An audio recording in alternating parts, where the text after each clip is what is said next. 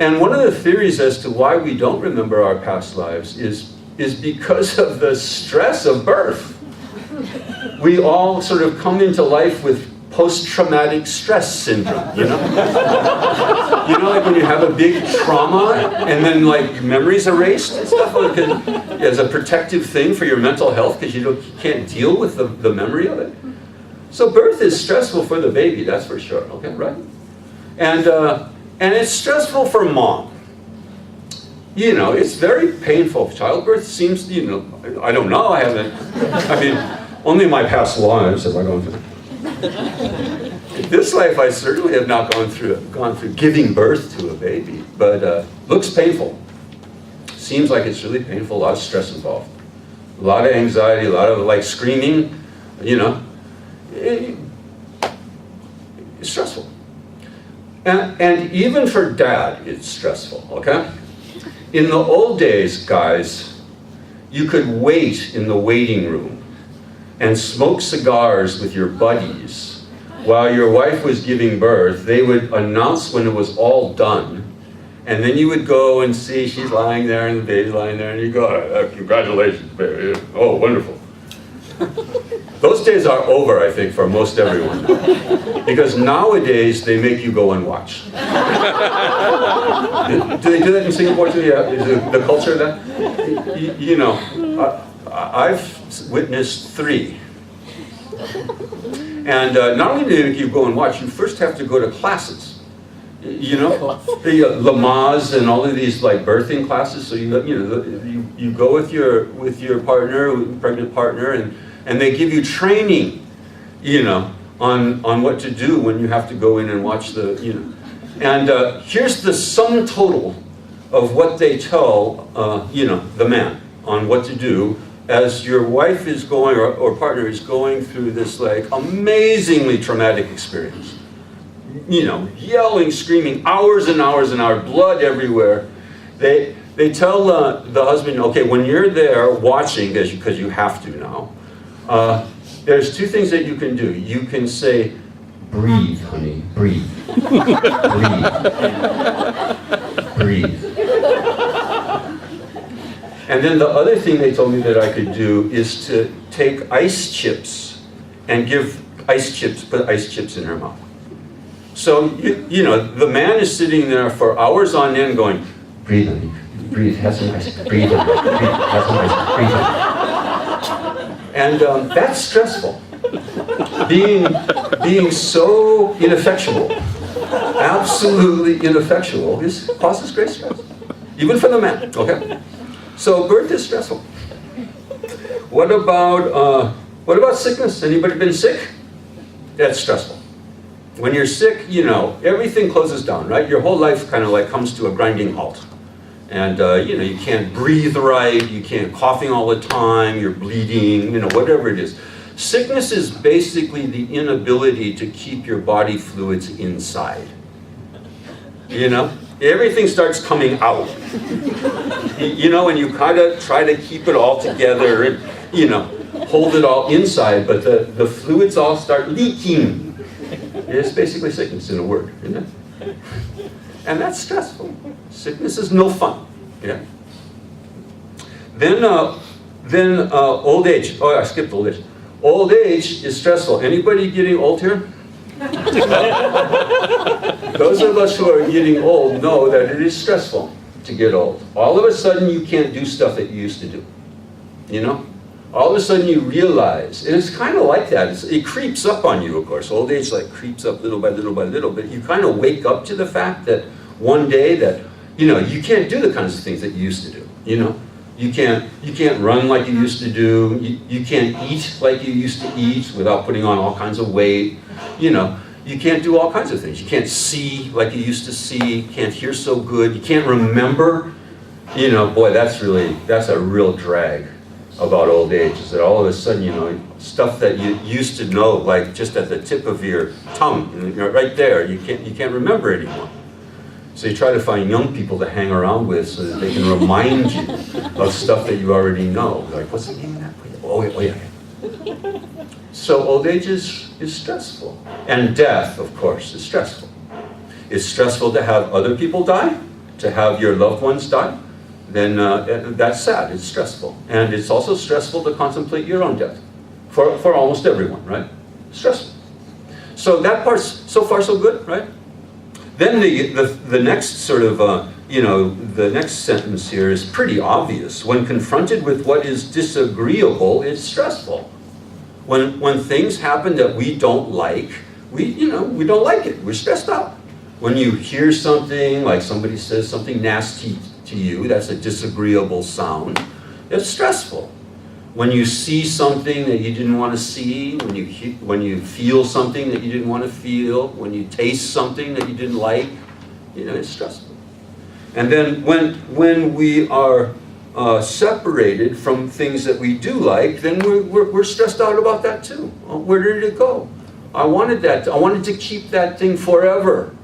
And then it goes. You lose it, or it breaks, or it gets old and rusty, and you're separated from it. And not getting what we want is stressful. Sitting around, and that's kind of like, ongoing, isn't it? We always want something that we don't have. And there's some part of our minds that's always kind of niggling. If only I had this, if only I had that, I don't have this, I don't have an iPhone 5 yet, I only have iPhone 4S. Right? Always wanting things that we don't have is stressful. All right, so far so good. And then the next one here is grasping to the 5 groups. And this is a kind of a technical teaching, really. In Buddhist philosophy, the idea is that you can sum up our whole being, our whole human being, into five kind of categories. There's the body and all its parts. And then there's 4 parts of the mind.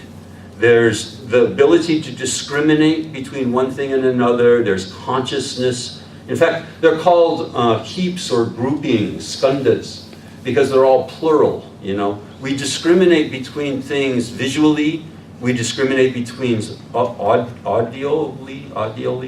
Yeah. We hear different sounds, right? We discriminate different smells and stuff like that, discrimination. And then consciousness. Consciousness means that we have consciousness not only of our minds, but visual consciousness, the consciousness that informs us as to what we're seeing, what we're hearing, what we're smelling, etc. Okay? And then there's feelings.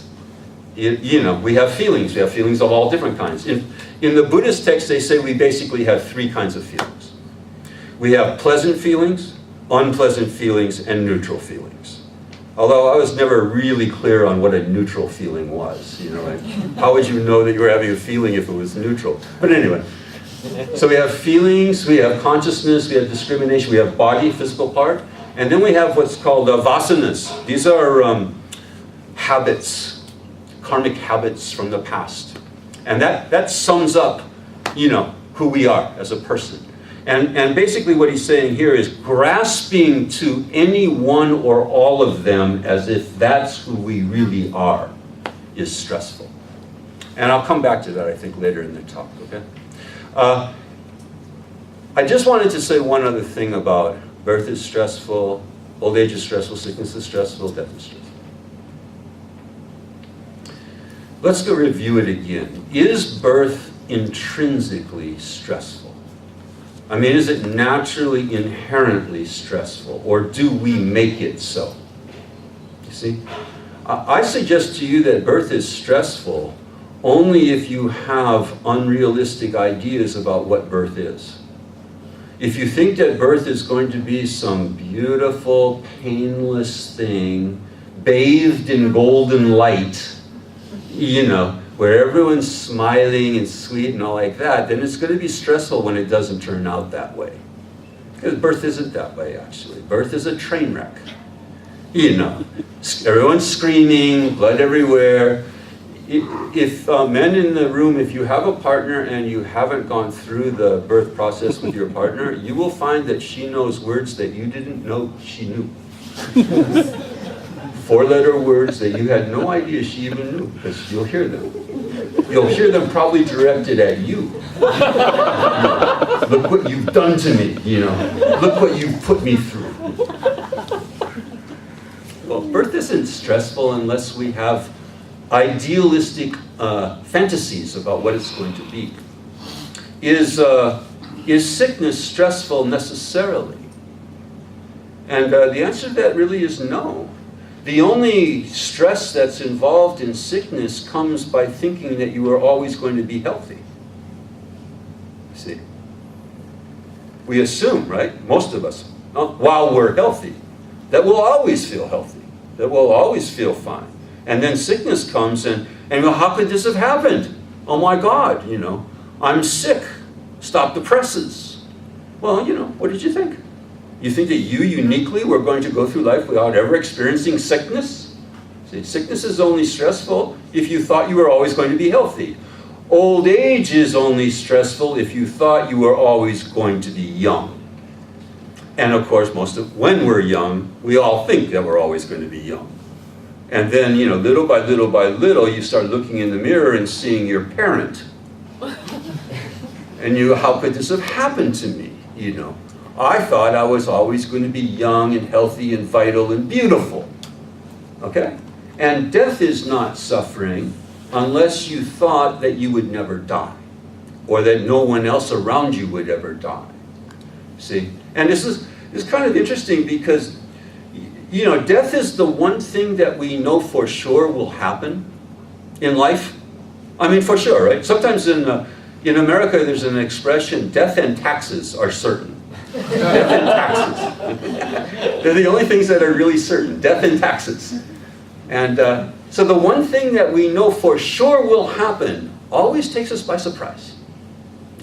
Always seems to take us by surprise when our loved one dies. Then it's, oh my God, how could this happen? Where did they go?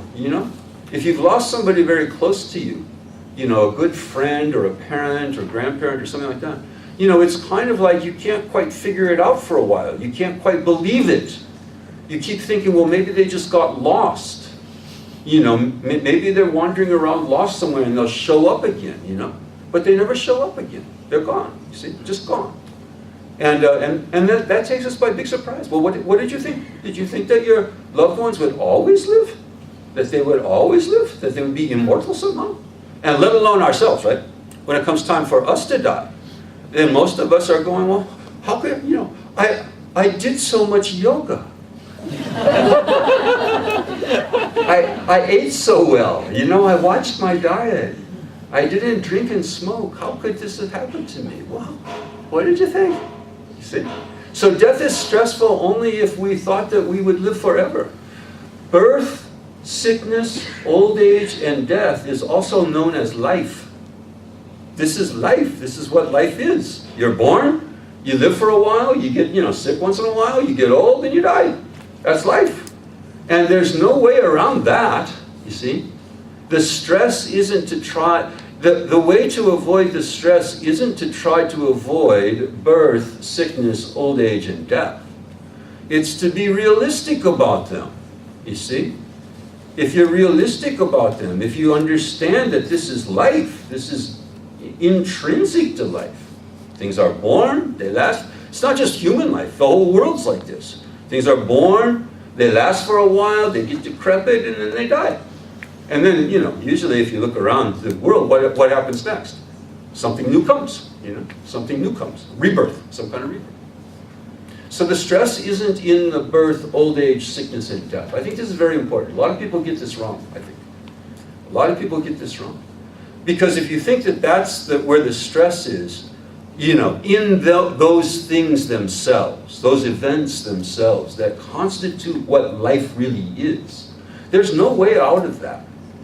There's no way out of getting of the stress that you put on those things, because those things are inevitable, right? If you are born, you will die. Anyone unclear on that? If you have a birthday, you will have a death day. And in between, you will have sickness, and if you're lucky, you'll have old age. Okay, and that's certain. That's for sure. So the Buddha couldn't mean that suffering or stress is in those things. It's in our attitude towards those things, of course. So now we get to the second truth, okay? Why are we stressed out? What's the cause? Now this, O monk, is the worthy truth of how distress arises, how this happens. It is in this craving. The word in Pali is tanha, trishna in Sanskrit. It is in this craving which brings about repeated rebirth. This is a definition of samsara. Samsara, for the, I think everyone's pretty hip here to Buddhism, right? Samsara it means a cycle, the cycle of suffering in life. So repeated rebirth means like not just rebirth over lifetimes, but over and over again, even in this lifetime. The cycle of suffering over and over and over again. Sometimes I call this the gerbil wheel of suffering. Gerbils or hamsters, they have those little exercise wheels. Samsara is like our little gerbil exercise wheel. And over and over and over again, we're just recreating the causes for more pain for ourselves, more suffering. So the truth of how suffering arises, distress arises, is in craving, which brings about repeated rebirth accompanied by desire for sensual pleasure. Ever had that? Wanting things to always taste good, smell good, sound good, feel good. What am I missing? Taste good. I never said that. You know what the five are. Sensual pleasures. The five senses, physical senses. Craving for, desire for sensual pleasures. Seeking pleasures here and there. In some, it is craving for the objects of sensual desire. The Pali and Sanskrit for this is kama. Kama, as in Kama Sutra. Anybody know what the Kama Sutra is? If you don't, you can Google it and you'll be really interested when you go home to find out what the Kama Sutra is. Sensual desire, the craving for continuance and the craving for termination. So I'll explain this sort of quickly. What he's saying here is that the reason that we suffer, the reason that we're stressed out, is because we're dissatisfied. We're dissatisfied. That's what craving means. I want something I don't have, and I don't want something I do have. Right? Those are the two forms of what you could call discontentment. So I'll rephrase the first noble truth. We are discontent. We are discontent. Yeah? And that's not just like, some of us. We are universally, as unenlightened beings, as suffering beings, characterized as discontent. That is what makes us suffering, is that we are discontent. It's another way of talking about suffering, is that we are discontent. We are unhappy. And then the second truth is, and there's a cause for that. The cause for discontentment is being discontent. Craving. Wanting something you don't have, and not wanting something that you do have. For those of you who've been trained in the yoga traditions, this is raga and dvesha. Raga and dvesha are the two discontented energies that run through the inner body, they say, in the yogic inner body. Raga means desire, wanting something I don't have. Oh, if only I had iPhone 5. If only I had if only I had for my child the iPotty. Have you seen this? They're marketing something for children called the iPotty for toilet training. So that the child sits on the potty, and the I part is that there's an iPad attached to the potty. So that the child can be like playing with the apps on the iPad, while learning to go to the bathroom. If only I had something I didn't have. Raga. And dvesha, if only I could get rid of that uncle of mine, If only that uncle weren't there, then I'd be happy. If only that person at work weren't there. If only I didn't have this, problem with my hair. If only I didn't have these extra pounds, you see. If only I didn't have something that I do have. These are two forms of discontentment, and this is what causes us suffering. I mean, it's kind of like obvious, isn't it? If the problem is discontentment, then the cause is discontentment. What else could it be? You see? So we'll get to, I'll do the Four Noble Truths really quick, okay? The problem is discontentment. The cause is discontentment. The solution, the goal is contentment. And the way to the goal is being content. Okay, that's the Cliff Notes version. That's the Cliff Notes version of the Four Noble Truths. I'll say it again, okay? The problem is discontentment.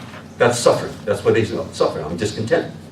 The cause of that is discontentment itself. I mean, what else could it be? See? And so the opposite of discontentment is contentment. So let's go to the third one, okay? Third one. The third noble truth is there's a goal. It doesn't have to be this way, you could say. It doesn't have to be this way, of constant discontentment. Caused by discontentment. Craving. Wanting things that you don't have, not wanting things that you do have. Now this, O monk, is the worthy truth of the stopping of distress. The term in the text is Nirodha, which also appears in the Yoga Sutra. The definition of yoga in the Yoga Sutra. For those of you who are interested in yoga, you should probably know what yoga is. You know, yoga is not just about like getting a good yoga butt. You know, nice firm yoga butt. Yoga is certainly not just about all the cool clothes that you can buy at, you know, yoga accessory stores that say Om on them. You know. The definition of yoga in the first chapter, second verse of the fundamental root text of yoga. Yoga chitta vritti nirodha. Yoga is the stopping, nirodha, the stopping, the cessation of the mind going crazy. Of the mind just turning and turning and churning and churning. Peace of mind, in other words. That's yoga. Yoga is peace of mind, you could say. Okay? But they use the same word in the Yoga Sutra that they use here for the goal. You see, the goal of yoga is a nirodha, something stopping, the churning of the mind, the twisting, the endless, like, little voice in there chattering. You got one of those too? A little voice inside your head that just keeps complaining all the time? And yoga, chitta vritti nirodha, means the stopping of that, and getting some peace of mind, some samadhi, some peace of mind. So here he's also saying, the Buddha also said, that the goal is a stopping. And this is very important, this term, nirodha, because it means that there's not something that we need to acquire to achieve the goal. Okay? It's not something that we don't have that we need to get to achieve the goal. It's just stopping what's preventing us from getting to the goal. Okay? It's not something to acquire, it's just a stopping, a cessation. Just stop it. What is it we're supposed to stop, do you think? Well, what's the cause? What's the cause? Discontent, craving. Always wanting something we don't have and not wanting something that we do have. And nirvana is just stopping that. See, this should be very good news. You shouldn't look so sad about this. If you had to actually acquire something that you didn't have, that could be really hard, maybe, because you don't have it. You'd have to try and get it somewhere. You'd have to go online and order it, maybe, or maybe you have to go and spend a lot of time developing it and acquiring it. The truth, the third truth, is that that's not what we need to do at all. All we need to do is stop what's preventing us from being in nirvana right now. Just stop it, you see. So I'll just go on and finish and then come back to it. It is the complete detachment from and stopping of this very craving. That's all. Stopping it. Renouncing it. Abandoning it. Getting free of it. Undermining it. I'm sure that, if you looked in commentaries, which I didn't do, you could find that they make some that they think that there's some difference between those four things. Renouncing it, abandoning it, getting free of it, undermining it. But basically it's just saying, just stop it. Just stop. Just don't do that anymore. Well, what? Wanting stuff all the time. Wanting things that you don't have and not wanting things that you do have. Just stop it. Stop the discontentment and you will be what? Content. And you could say that's what nirvana is. Nirvana is ultimate contentment. Absolute contentment. And so this is also important, okay? Nirvana isn't somewhere else. It's not on Alpha Centauri somewhere. You know, where you get on a rocket ship and take a left, and then you're on Alpha Centauri and there's Nirvana. It's not somewhere else, and it's not sometime else, you see? It's here and now as a potential. It's not that we need to acquire some better form of Singapore before we're going to be in Nirvana, you see? So I always like to think of this as like going to the eye doctor. I've had very bad eyesight my whole life, and so I go to the eye doctor quite a bit.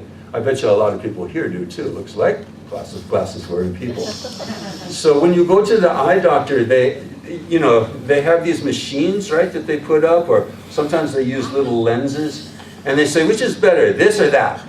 One or two, A or B? And you like tell them, like, oh, B's better than A, and no, okay, so what about this one? And and then that's how they figure out what your prescription is, right?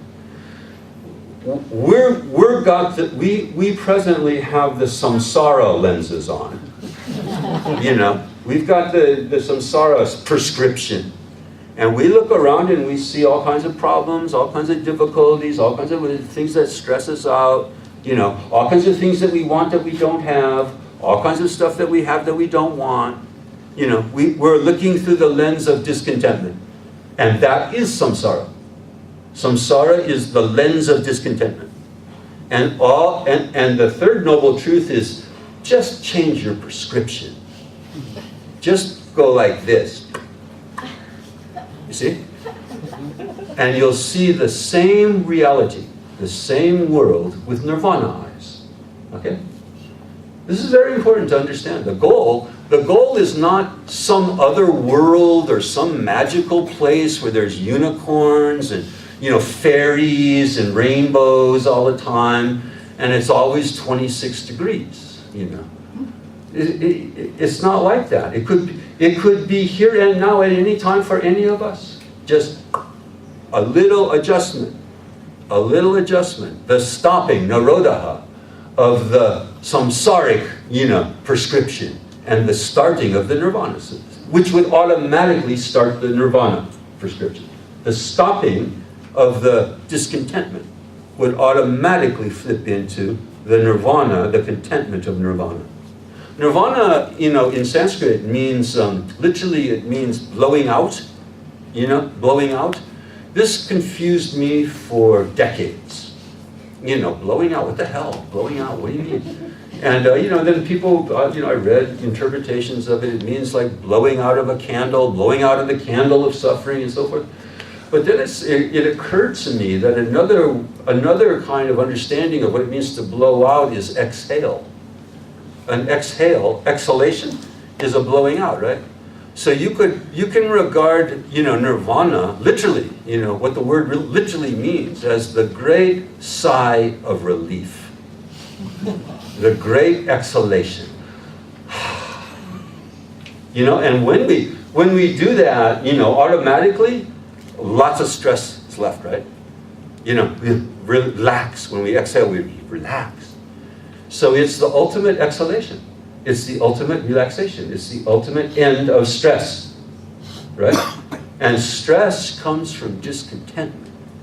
So when we are content, when we are in nirvana, we will be ultimately relaxed, ultimately accepting and relaxed of life as it is. Okay? Not as we wished it would be, not as we had hoped it would be. I really wanted some unicorns. I'd really hoped for rainbows all the time, but life as it is. Total acceptance. Then the last truth is kind of like the method, right? There's eight, you may have heard of it, the Eightfold Path. The Eightfold Path is the method. But I'll summarize the Eightfold Path in one path, one fold. The one-fold path. The problem is discontentment. If the cause is discontentment, if the goal is contentment, how are you going to get to the goal other than through contentment? Yeah. Simple. Sounds simple? Now try it, you see. No, not just try, being content with your life. How else are you going to achieve contentment unless you practice contentment? See? Here's another way of like thinking about it. If I ask you, what more do you need to be content? What more do you need to be content? And if you have an answer for that, that's why you're not content. You see what I mean? If you think, no, I need a little more money to be content, I need a better partner to be content, better job, I need a better condo, I need a better flat, I need a better car to be content, that's why you're not content. You think, if only I had X, Y, or Z, then I'd be content. And that keeps us in samsara.